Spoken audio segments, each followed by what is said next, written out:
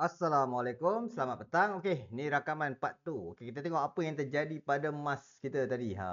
Memang kena SL lah, tak dinafikan. Ni siapa yang jenis Skyping, pastikan dia ada exit plan walaupun planning kita dah ada. Sebab kita target price ambil dekat zone kita. Dia buat kenaikan, dia dah ambil, betul. Tapi dia naik sampai 80 lepas tu dia breakdown. Ni salah satu contoh setup kena SL disebabkan kita tunggu kat sini. Sebab tu tak berani nak buy kat sini. Kita ada buy kat tengah ni. Sekali lagi dia boleh turun kat kita. Dia respect zone tu tapi market semasa nak buat kejatuhan lagi. Kemungkinan dia bagi bigger time frame. So kena SL buat apa? Jangan fight market. Biar market buat apa? Kita tunggu saja market nak bagi kita buy ataupun sell. Dekat sini kalau kita fokus pada buy, boleh follow pada bigger time frame. Okay. So apa kita nak buat? Kita delete dulu yang kita set up yang pertama dah fail. Sebab kita berpandu pada M30 punya zone. So tak ada masalah. Sebab tu mesti ada exit plan. Masuk lot size yang kecil. Kalau account tak besar, buka je account sin untuk belajar. Okay. So next plan kita, apa yang terjadi pada H4 close price dan uh,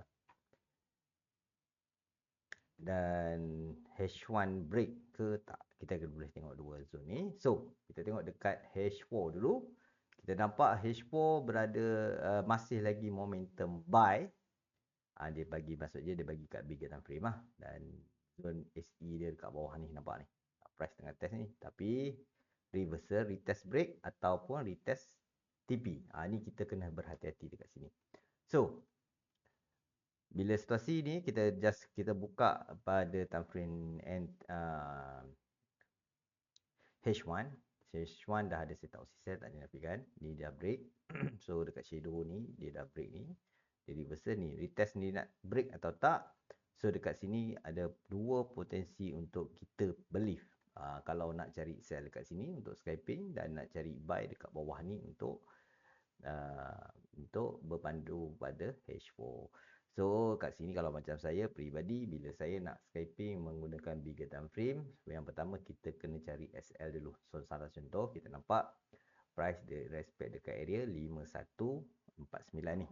5149. Sebab dia nak cuba ni pecah zone ni. Kalau dia pecah zone ni memang dia turun balik. Tapi kalau dia tak pecah angka 50 area ni, maksudnya ada potensi untuk dia kenaikkan balik.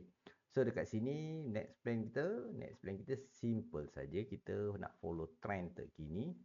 Kita fokus pada buy di zone sini. Tunggu. Siapa dah masuk boleh masuk, tak ada masalah. Maksudnya kita ambil risk kita dekat area. Kalau kena SL lagi tak ada masalah. Kita ambil risk dia, kita ambil simple dia. Jangan duk kelang kabut. Okay. Bila jadi situasi ni, kita akan tunggu pada zone-zone probability untuk kita percaya market boleh buat kenaikan balik. So salah satu contoh, bila kita berpandu pada M30, kita buy di zone ni kat area, kalau hampa nak masuk 51 boleh sekarang punya zone. SL pastikan ada SL zone. Kita keluar zone ni, kita cut loss lagi. So tak ada masalah. Untuk hari ni kalau belajar kena cut loss tak ada masalah. Pastikan kita ada exit plan. Tak ada modal buka account sin. Itu lah. Masuk lot size yang sesuai. Jangan duk tengok yang kita duk margin. Ada masa boleh. Ada masa tak jadi, kita ada exit plan. So TP kita bila berada di angka 5, kebiasaannya dia akan bermain di angka 6, 7. Kebiasaannya lah. So dekat sini saya percaya dia akan test balik angka 7 lah dekat sini. So dekat sini TP kita berada dekat area 76 lah. 76, 75 adalah zone TP kita. Dan ini adalah kita target price. Kalau gagal break, dia akan test balik zone ni untuk kenaikan balik. Kenaikan kat sini lah. So kita target pada buy. Tapi kalau dia langgar lagi SL kita, tak ada masalah. Kita watching dekat zone-zone probability untuk mencari angka 1. Ni zone yang kita target dia. Dan next zone kita dekat angka 1 ni pula. So dekat sini kita akan ready untuk mencari buy position ketiga. So kalau ada dua cara untuk planning exit plan.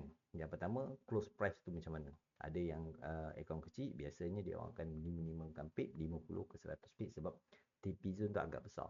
So macam ni lah, situasi sekarang ni dia masuk zone. So kita target TP kita kat sini. Kita jumpa next video. Thank you yang support. Saya akan update dari masa ke semasa. Mungkin saya akan update pada malam ni pula. Kita jumpa next video. Thank you yang support.